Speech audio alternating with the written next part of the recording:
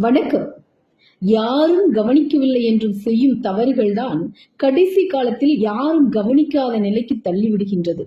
ஆரவாரம் நிறைந்த வாழ்க்கை கிடைத்துவிட்டது என்பதற்காக ஆரம்ப காலத்தில் கடந்து வந்த பாதைகளை மறவாதீர்கள்.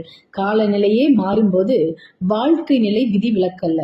அரசாங்கம், இராணுவம், காவல்துறை, சட்டம், நீதிமன்றம் அனைத்தும் இருக்கின்றன மனிதனை மனிதனிடமிருந்து காப்பாற்ற.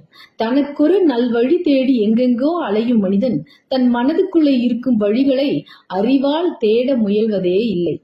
வாழ்க்கையில் மற்றவரிடம் பாடம் கற்றுக்கொள்வது மட்டுமல்ல, மற்றவருக்கு பாடம் கற்றுக் கொடுக்கவும் தெரிந்திருக்க வேண்டும்.